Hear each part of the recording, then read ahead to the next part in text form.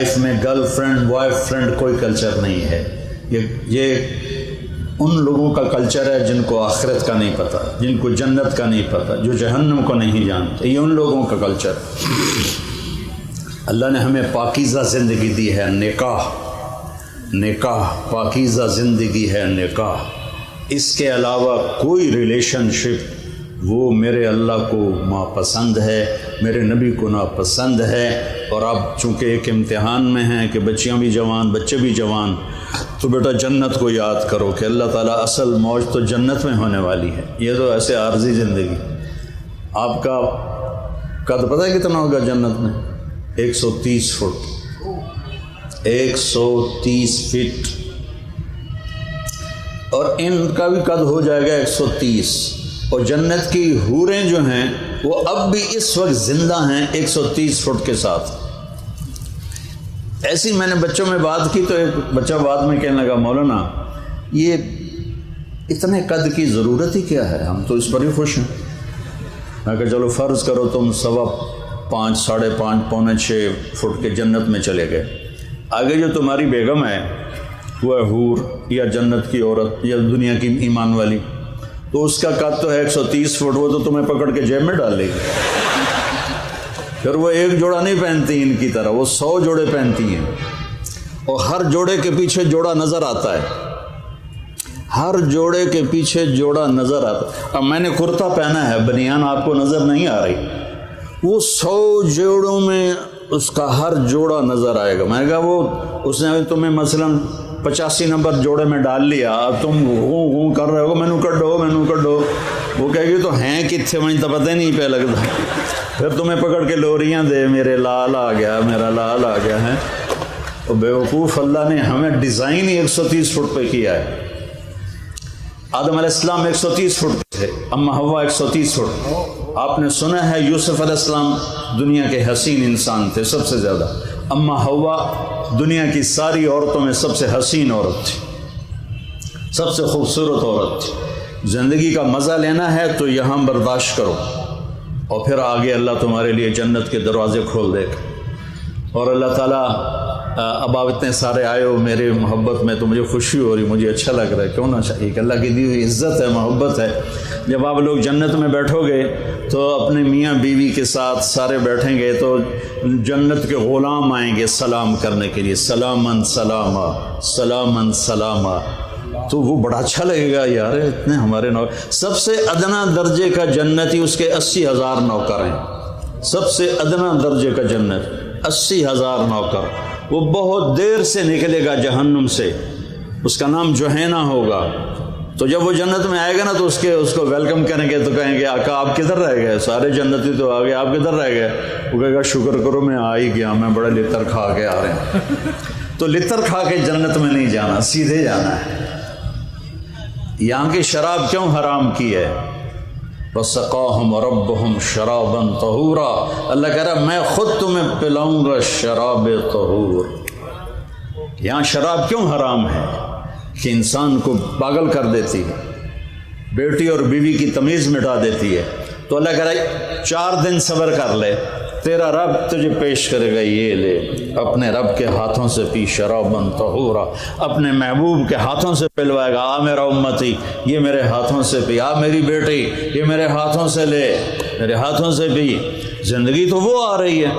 یہاں تو زیادہ کھا لو تو مصیبت، کم کھا لو تو مصیبت. جاتے ہوئے سفر، میری زندگی سفر میں گزری. سب سے پہلے میں دیکھتا ہوں یار کوئی ٹوائلٹ ویکھا جی، کبھی پیشاب آ جاوے تو بندہ کوئی سڑک تو ایسی ہو جہاں کوئی ٹوائلٹ نظر آئے، وضو کی جگہ نظر آئے. پیشاب ایک الگ مصیبت ہے، اور سٹول پاس کرنا ایک الگ مصیبت ہے. اور وہاں جا کے نہ پیشاب ہے نہ پخانا ہے، کھاتی جاؤ رچی جاؤ، نہ پیشاب ہے نہ پخانا ہے.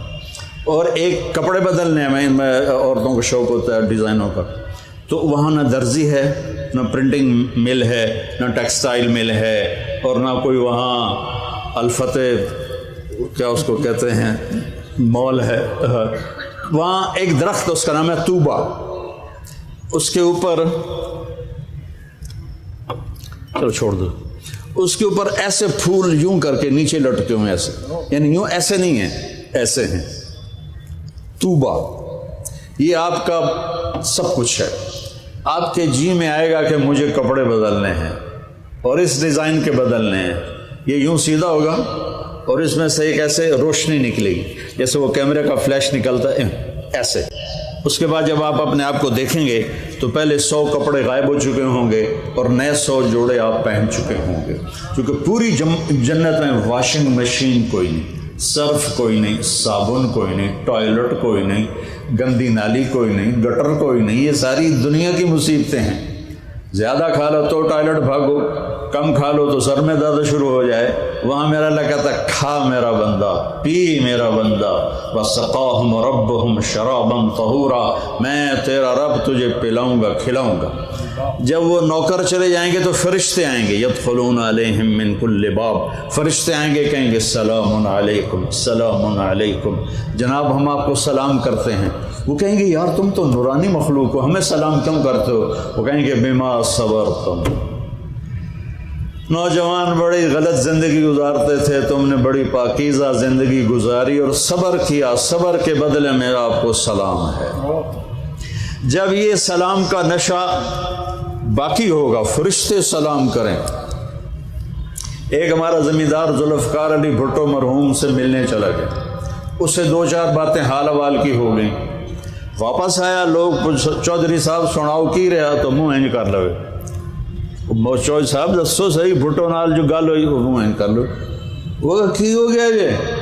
وہ آخر لگا اسے منہ نال میں بھٹو نال گل کی تھی ہوں تھوڑے نال بھی گل کر. تو فرشتوں کا سلام ایسے آدمی ہوا میں اڑیں گے.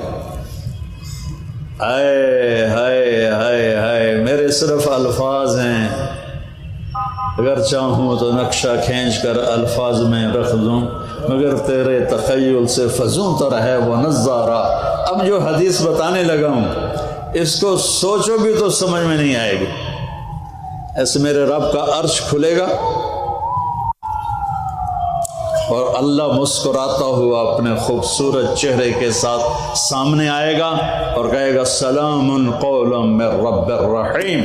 میرے بندے بندیو، آج تمہارا رب تمہیں سلام پیش کرتا ہے، تمہارا رب تمہیں سلام پیش کرتا ہے. پوچھے گا اللہ حل رضیتم، خوش ہو؟ کہیں گے یا اللہ موجاں لگ گئی ہیں، بڑے خوش ہو. تو اللہ کہے گا کچھ مانگو، کہیں گے راضی ہو جا. وہ کہے گا راضی ہوں تو یہاں بٹھایا نہیں تو تھے نا تمہیں کھلے مار رہے ہوں دوزخ وچ. میں راضی ہوں، کچھ مانگو. کہیں گے یا اللہ جب ہم لاہور میں تھے نا نمازیں پڑھتے تھے پر بے ڈھنگی سی تھی، ہمیں تو پتہ ہی نہیں تھا تو اتنا خوبصورت ہے، تو آج ہم تمہیں دیکھ کر ایک سجدہ کرنا چاہتے ہیں، تمہیں دیکھتے ہوئے ایک سجدہ کرنا چاہتے ہیں. ہائے ہائے ہائے. تمہارا رب کہے گا میرے بندو لاہور میں تم میرے غلام تھے، میں آقا تھا، آج میری جنت میں تم میرے مہمان ہو اور میں میزبان ہوں، اور مہمان سے کام نہیں لیا جاتا.